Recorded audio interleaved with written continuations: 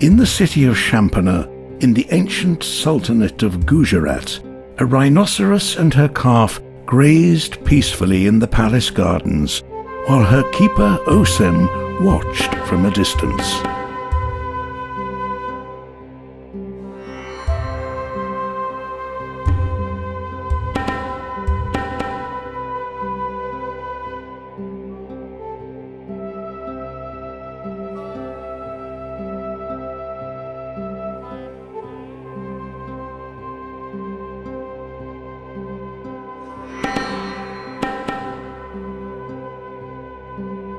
The Sultan Mufasa watched from the window of his palace.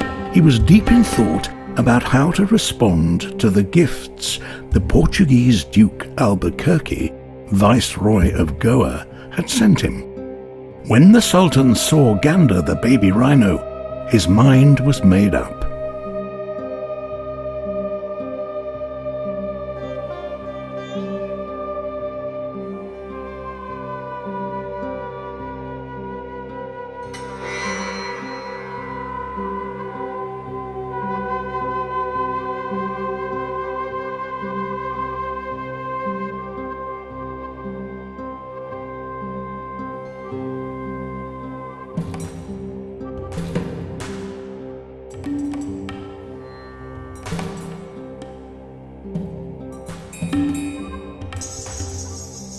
The road from Champaner to Surat was rocky, hard and long.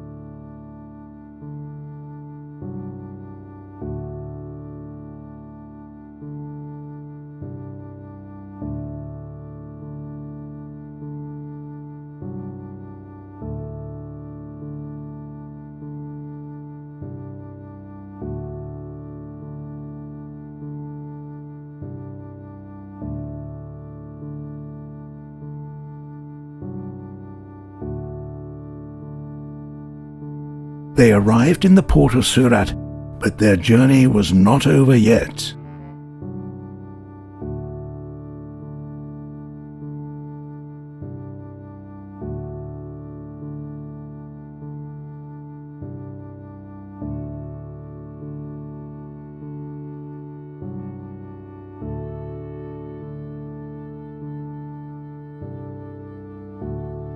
Some months later, they set sail for Goa, and Ganda endured more long days in his swaying cage in the glare of the sun.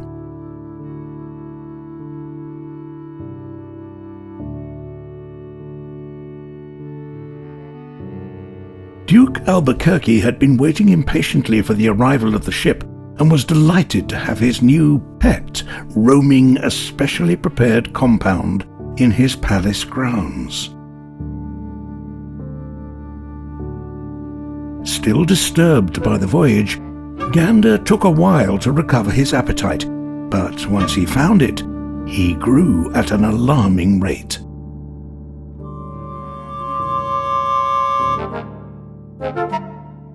The Duke soon realized this animal would eat through a fortune. Maybe Ganda would be better off living in King Manuel of Portugal's legendary menagerie. Such a rare gift would greatly increase his status with the king.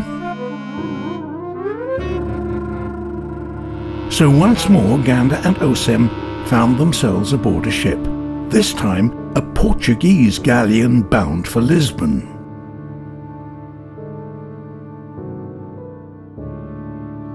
The journey was long, and the nights grew colder as the ship sailed westward, with Ganda chained in the dark below decks.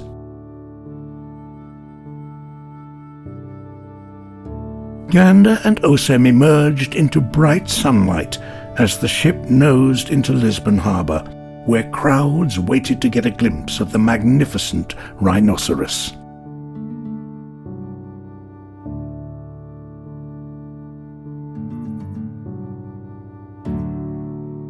Manuel, King of Portugal, was delighted by his new gift and the excitement Ganda had created amongst his subjects. Ganda was installed in the king's menagerie, and news of the beast spread far and wide.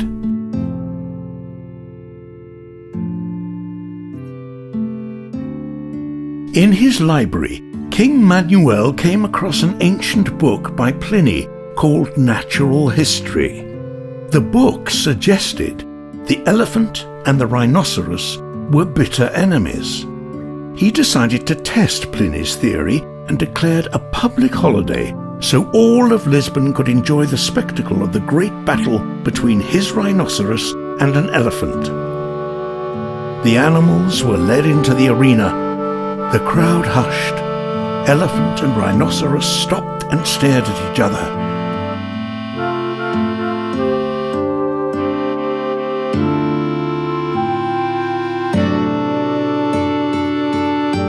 Ganda stood perfectly still, sniffing the air. The elephant trembled, lowered his great head, and turned tail and fled. Bored now with his disappointing star turn, Manuel had a brainwave. Maybe the Pope would appreciate this marvellous but ravenous gift. Once again, Osem and Ganda found themselves on a Portuguese ship, this time bound for Rome.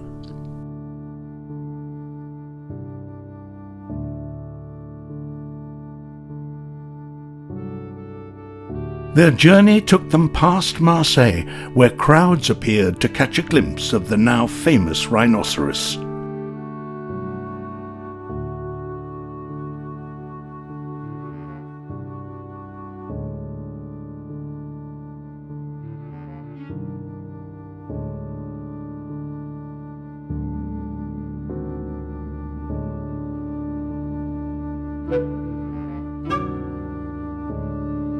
But after Marseille, calm seas and fair weather gave way to a violent storm.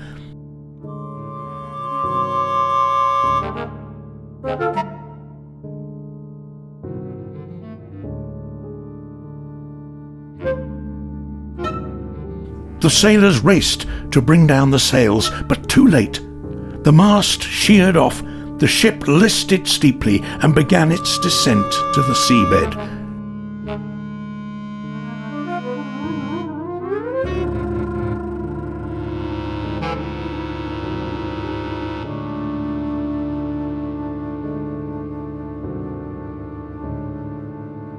For Ganda, the roar ceased, and he drifted down into the still and silent depths, and into history.